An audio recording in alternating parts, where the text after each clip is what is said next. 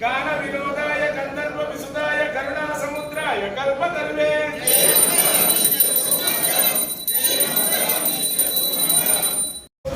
ఈరోజు మనకు భిక్షదాతలుగా నిత్య అన్నదాత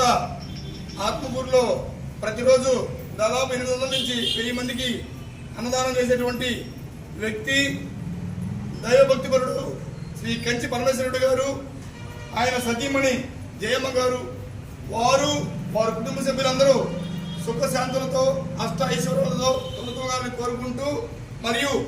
ఆయన పెట్టినటువంటి సంస్థ దిగ్విజయంగా ఎన్ని రోజులైనా ఎన్ని కాలాలైనా జరిగిపోవాలని మనసారా కోరుకుంటూ ఆ అయ్యప్ప స్వామి ఎల్లప్పుడూ ఆయన ఉండాలని కోరుకుంటూ ఆయనకి, ఆయన కుటుంబానికి, ఆయన స్నేహితుడికి, ఆయన బంధువర్గానికి మొత్తానికి స్వామి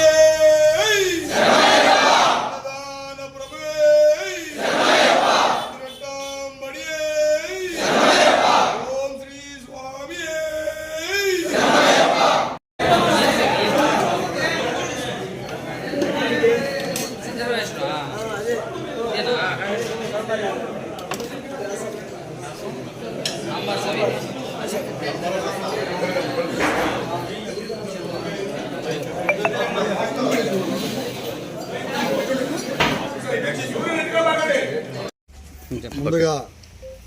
అయ్యప్ప మాలేసిన స్వాములందరికీ, అయ్యప్ప భక్తులందరికీ కూడా హృదయపూర్వక నమస్కారాలు తెలియజేస్తూ, ఈరోజు చాలా సంతోషంగా ఉంది. ఎందుకంటే సంఘంలో శివాలయం ఇంతకుముందు ఒకసారి 2 సార్లు వచ్చున్నాను, కానీ ఇంత దగ్గరగా చూడలేదు దేవుణ్ణి కూడా. ఇవాళ మీ ద్వారా ఆ భాగ్యం కలిగినందుకు మీ అందరికీ ధన్యవాదాలు తెలియజేస్తున్నాను. ఇంకొకటి కూడా, అయ్యప్ప యొక్క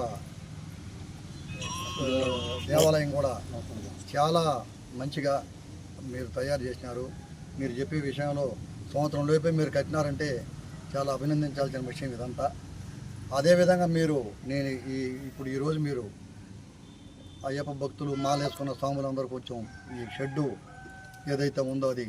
కొంచెం ఇబ్బంది పడుతున్నారని నా దృష్టికి మీరు తీసుకురావటం, నన్ను దీన్ని పాలు పంచుకునే విధంగా మీరు నాకు చెప్పడం, నేను కూడా దానికి ఈరోజు ఆ షెడ్యూల్ని నిర్మాణం చేస్తానని మా ట్రస్ట్ ద్వారా, సాంబశివ చారిటబుల్ ట్రస్ట్ ద్వారా చేస్తానని మీ అందరికీ నేను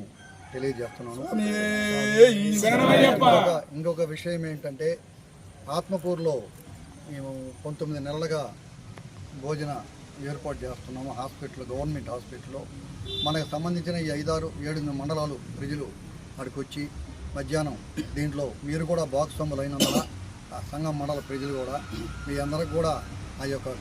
కార్యక్రమాన్ని వినియోగించుకోవాల్సిందిగా విజ్ఞప్తి చేస్తూ, మీరు వచ్చి అందరూ వారానికి ఒకసారి అట్లా మీకు ఖాళీగా ఉన్నప్పుడు వచ్చి దాన్ని చూసి మాకు ఏదైనా సలహాలు